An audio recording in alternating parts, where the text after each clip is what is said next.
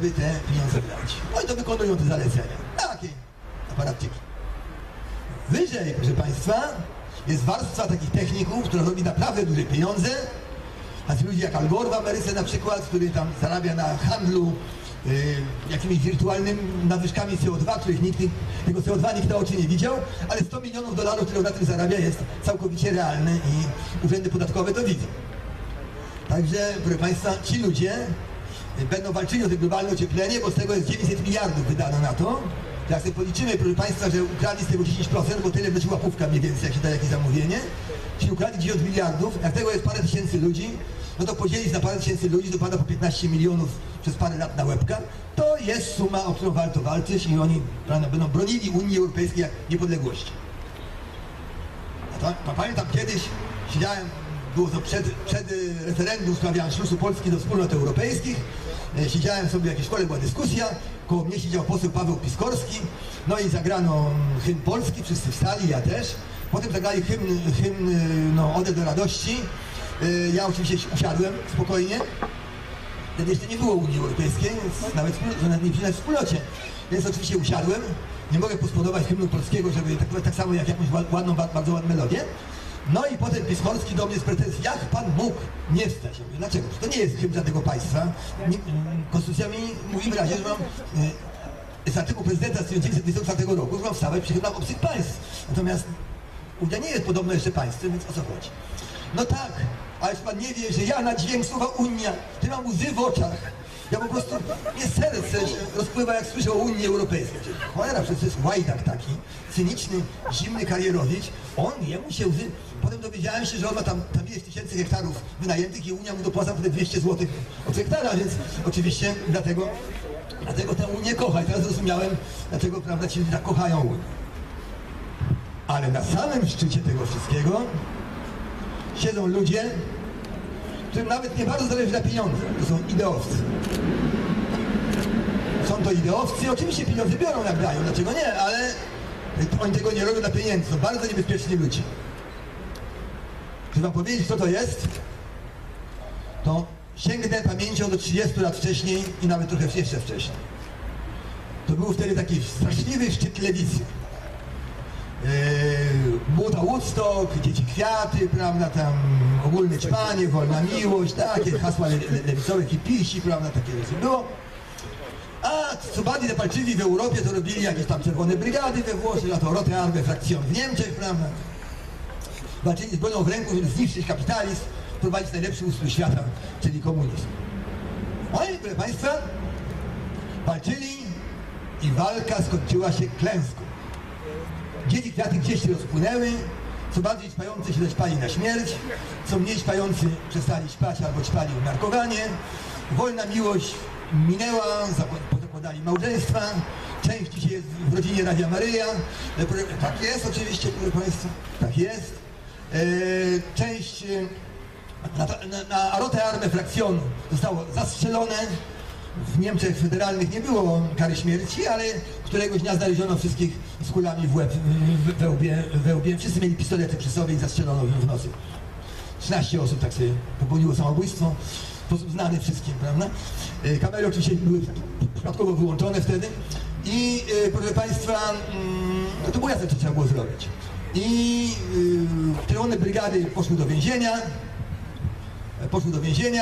i wtedy, proszę Państwa, guru tych ludzi, wyjątkowy taki łajdak, pan Rudi Dutschke, guru lewicy, powiedział: dość tych wygłupów. Powołał się na Mao Tse-tunga, który robił wielki marsz, słynny w 1949 roku. Robimy wielki marsz przez instytucje. Koniec z buntem, macie się zapisywać na urzędników do tego państwa, macie się zapisywać na urzędników do EWG i budować, nie palić komitety, zakładać je, budować nasze wartości. I po 30 latach te czerwone pluskwy opanowały od środka EWG, przekształciły EWG w Związek Socjalistycznych Republik Europejskich, zwanych chwilowo Unią Europejską, prawda? One rządzą tym wszystkim. Zauważcie, popatrzcie na życiorysy tych ludzi. To wszystko są członkowie partii komunistycznych z czasów, kiedy była, 30 lat temu była walka o władzę. Zobaczcie, jak życie jest Barroso, prawda? Pan Rupi w tej chwili jest Hanekiem, ale był komunistą, a jego siostra do dzisiaj jest członkinią belgijskiej partii komunistycznej. No, są wszystko komuniści albo socjaliści. Wszyscy. To jest spisek Rudi Dłuczkego. Oczywiście pierwszą rzeczą, którą robi spiskowiec, to jest przekonanie ludzi, że tego spisku nie ma. Dlatego właśnie się Państwo mówi, nie wierzcie w teorie spiskowe, nie wierzcie w teorie spiskowe, nie wierzcie nawet w Gidona Fawkesa, który tam podobny jakiś spisek prochowy robił. Nie było nigdy spisku prochowego, nie było Gidona Fawkesa, prawda? Wasze skakanie z maskami o akta jest niesłuszne, prawda? Żadnych spisków nie ma na świecie. Ani bolszewicy żadnego spisku nie robili, nie opalowali władzy. Żadnych spisków nie ma. To jest najważniejsza sprawa. Pierwszą rzeczą, którą robi diabeł, jest przekonywanie ludzi, że żaden diabeł nie istnieje. To jest najważniejsza rzecz. Oni dzisiaj panowie. I teraz uwaga, w imię jakich wartości oni walczą? Oni walczą dla nas, proszę Państwa. Oni nie chcą źle, oni chcą dobrze. Oni chcą naszego dobra. Oni chcą naszego dobra, mamy go już tak mało, ale oni ciągle go jeszcze chcą, prawda? I chcą naszego dobra. Naprawdę.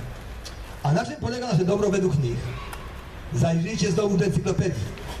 Jakie było hasło tej lewicy 30 lat temu? Zero growth. Zerowy wzrost. Nie może ludzkość przyrastać, bo wyginiemy, bo się nie pomieścimy na planecie. Nie możemy się rozwijać gospodarczo. Poznajcie raport rzymski. To byli poważni profesorowie. Pisali tak same bzdury jak te o globalnym ociepleniu. Mówili, że jeżeli się będziemy rozwijali, zabraknie prądu, zabraknie energii, zabraknie węgla, zabraknie stali, wszystkiego zabraknie. Poczytajcie. Raport rzymski stoi w bibliotekach. Czytajcie, bzdury oni wygadywali. Oczywiście nic się z tego nie stało. Byli pewni, że po 10 lat już wszystkiego zabraknie. Niczego oczywiście nie zabrakło, był to rok 70 gdzieś, tak? Niczego nie zabrakło, oczywiście, ale oni w to wierzyli. Nawiasem mówiąc, twierdzili, że będzie globalne oziębienie. I trzeba się bronić przed globalnym oziębieniem. No i proszę Państwa, był ten raport rzymski i hasło Zero Growth.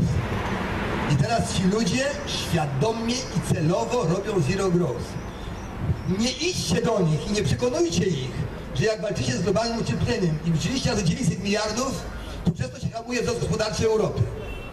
Oni to robią celowo. Oni wiedzą, że nie ma żadnego globalnego ocieplenia. Oni celowo to robią, żeby spowolnić wzrost Europy, bo ma być zerowy wzrost. Moglibyście równie dobrze przekonywać pana Lewandowskiego, żeby nie kopał tak mocno piłki, bo wpadnie do bramki. To jest ich prawdziwy cel. Zerowy wzrost. Zahamowanie rozwoju ludzkości liczebnego, zahamowanie rozwoju gospodarczego.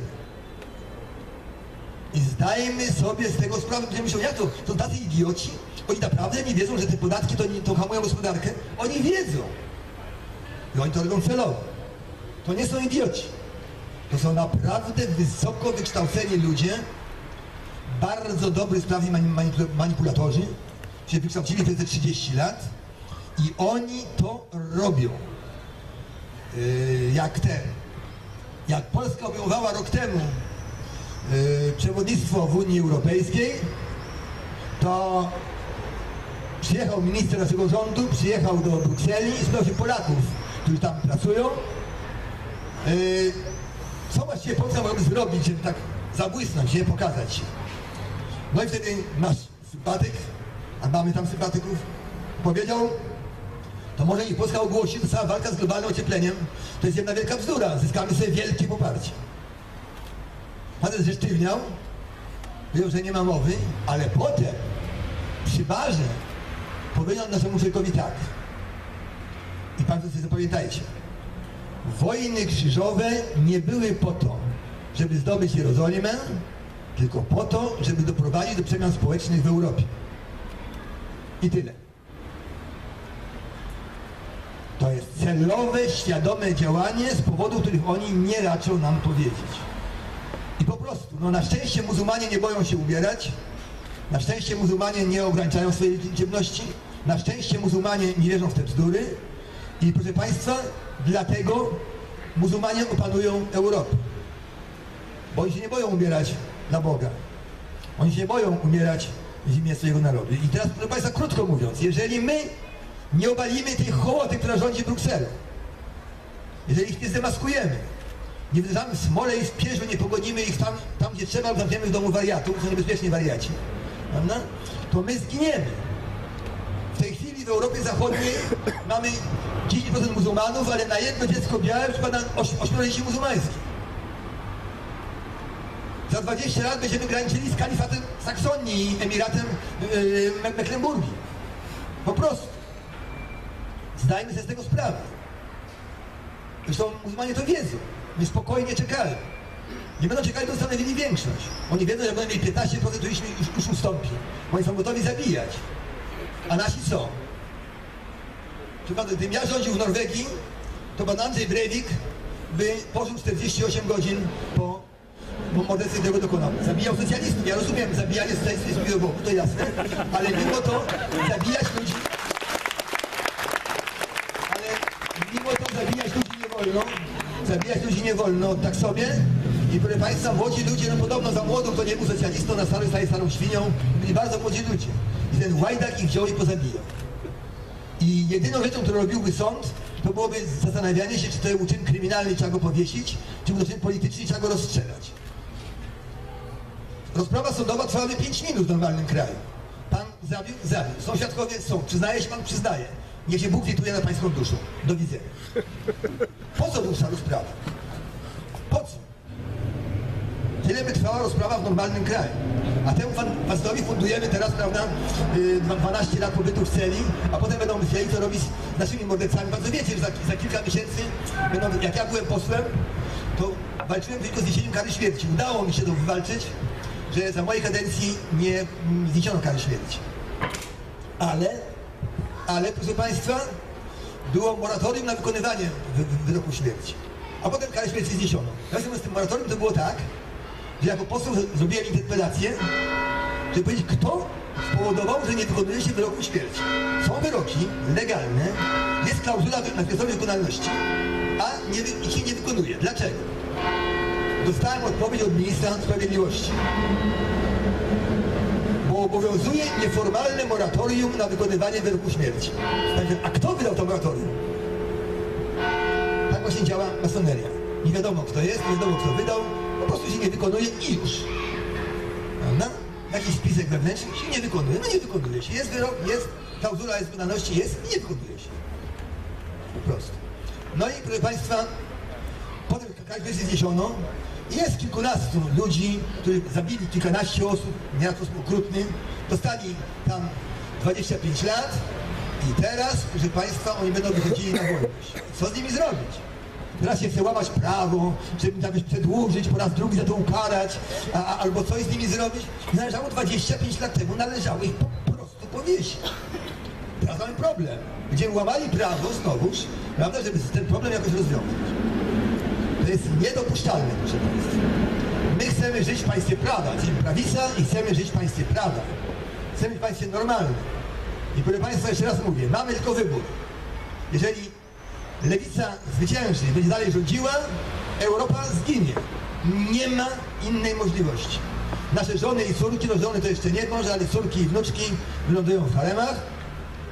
Na to się będzie sprzeciwiał, to mu podejrzą gardło, ale niekoniecznie. W kraju muzułmańskim będzie się żyło zupełnie znieśle, podatki są znacznie niższe. Trzeba zapłacić bardzo niewielki podatek od niebycia muzułmaninem, bardzo niewielki. Trzeba się go zapłacić i można już spokojnie żyć.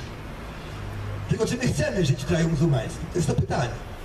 My, prawica, wierzymy, myślę, że kolega Przemek się ze mną zgodzi, my chcemy żyć nie w kraju muzułmańskim, tylko chcemy żyć w kraju normalnym. W kraju, gdzie rządzi prawo, gdzie rządzą normalne nasze zasady, takie jakie były. Ludzie mówią, jaki jest stosunek Kongresu Nowej Prawicy do narodowców? I mówimy, że jest partia konserwatywno-liberalna. Narodowych socjalistów oczywiście nie znosimy, ale jesteśmy również partią narodową w bardzo ważnym sensie. My nie mówimy o społeczeństwie, tylko o narodzie. Bo co to jest społeczeństwo? Dzisiaj jesteśmy my, jutro ktoś umrze, ktoś się urodzi, ktoś wyjedzie za granicę, ktoś przyjedzie z zagranicy, przyjdzie ważna audycja telewizyjna i połowa ludzi zmieni poglądy. Co to jest społeczeństwo? Ulotne coś. Mówimy o narodzie. Naród, nasi przodkowie, mieli pewne zasady, na przykład pamiętaj, przychodzi rozchodem w zgodzie, którzy mieli, to jesteśmy my, nasze dzieci, wnuki, prawnuki, to jest naród. I nie wolno dopuścić, żeby dzisiejsze tak zwane społeczeństwo większością głosów uchwaliło, że my się zadłużymy, a niech nasze dzieci i wnuki tam to spłacają. To niedopuszczalne. My mówimy w imieniu narodu właśnie, nie społeczeństwo, w imieniu narodu. Społeczeństwo nie ma prawa decydować za nasze dzieci i wnuki, bo one nie mają prawa głosu w Sejmie. Trzeba dbać o zasady. Właśnie na przykład taką, pamiętaj, rozchodzie, czy z przechodem w zgodzie, powiedzmy. Nasze narodowe zasady. W tym sensie jesteśmy partią narodową oczywiście, tylko inny też zresztą. Ale na pewno nie mamy nic wspólnego z narodowymi socjalistami, o co nas się czasami tam podejrzewa. Do Państwa tyle chciałem powiedzieć i chciałem bardzo Państwa prosić, żeby Państwo pamiętali, że na to, żeby zwyciężyło zło, wystarczy obojętność ludzi dobrych. Jeżeli nie będziemy nic robili, to sprawy się potoczą swoim torem, oni będą dalej rządzili, będą kradli, prawda, będą robili swoje, przyjdą muzułmanie i zrobią z nami porządek, zapanuje nowa, wyższa cywilizacja muzułmańska. Albo wcześniej nas Chińczycy może wykupią, nie wiadomo. Natomiast my wierzymy, że jest szansa. W Polsce jeszcze nie ma tylu muzułmanów, w Polsce nie ma jeszcze Chińczyków, są jeszcze ludzie gotowi umierać za Polskę, są ludzie gotowi walczyć za Polskę. Mamy znacznie wyższe poparcie niż inne partie prawicowe w Europie, zresztą nie ma w Europie partii prawicowych prawie w ogóle. Czyli tak śladowe zupełnie. W Ameryce jest, Tea Party to jest połowa republikanów, nie? To jest potęga, 25%. Ale w Europie nie ma. W Europie nie ma. Także, proszę Państwa, Polska ma szansę. I my chcemy, żeby Państwo nam tutaj pomogli. Zapisując się do partii, przede wszystkim, zapisując się na sympatyków, rozdawane są te deklaracje. Mamy oczywiście partyjne, się zapisać do partii, żeby tutaj na następny wieczór było z 5000 ludzi, bo jak połowa z Państwa rozlepi plakaty, każdy po 10, to będzie, całe Katowice będą zalepione i przyjedzie 5000 ludzi. Będzie to znacznie lepszy efekt, spodek zajmiemy, proszę Państwa, albo i więcej. To trzeba zrobić. Nie można stać obojętnie, bo po prostu zginiemy. A jak ktoś chce zginąć, no cóż, no, niektórzy bardziej lotni wyjadą, reszta będzie służyła muzułmanom i tyle. Liczę na Państwa. Mamy szansę i będziemy walczyć. Dziękuję za uwagę.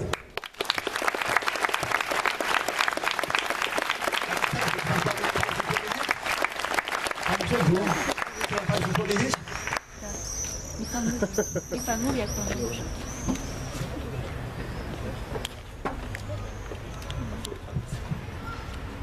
Najpierw podziękuję Panu Januszowi, że dzisiaj jednego ze swoich ulubionych wątków nie rozwijał, czyli wątku bandy czworga, której jednej z partii zaliczanej przez Pana Janusza do tej grona jestem parlamentarzystą, członkiem. Otóż muszę powiedzieć, że ja zostałem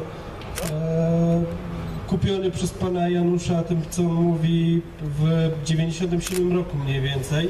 Muszę powiedzieć, że z 90% rzeczy, które Pan Janusz mówi teraz, mówił wtedy, bo niestety pewne rzeczy, pewne problemy są niezmienne. Przykłady się zmieniają, okoliczności się zmieniają się pewnego rodzaju niuanse, ale problem jest ten sam. Problem polega na tym, że żyjemy w państwie, w którym brak nam jest wolności, brak nam jest, no można powiedzieć, zabrano nam szansę, żebyśmy sami mogli decydować o swoim losie i o tym, w jaki sposób chcemy spędzić swoje życie. I tu, Panie Janusz, możemy się różnić w pewnych akcentach, możemy się różnić w hierarchii problemów, które wskazujemy, możemy się różnić w propozycji rozwiązań, ale diagnozę co do zasady mamy bardzo zbieżną.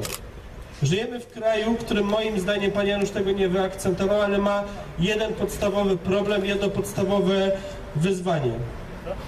Musimy sprawić, żeby Polacy przestali wyjeżdżać z Polski, żeby chcieli tutaj wrócić i mieli po co tutaj wrócić, żeby ci, którzy tutaj są, chcieli tutaj mieć dzieci. Ponieważ ostatnie lata wielkiego, bezprecedensowego sukcesu, jak mówią właściciele III Rzeczpospolitej, ta obecna elita, która dobrze żyje i która jest zadowolona z tego, co się dzieje w Polsce, to są lata, w których ponad 2 miliony ludzi w waszym wieku wyjechało za granicę. To są lata, w których dzietność w Polsce spadła do 1,3. To jest 211 czy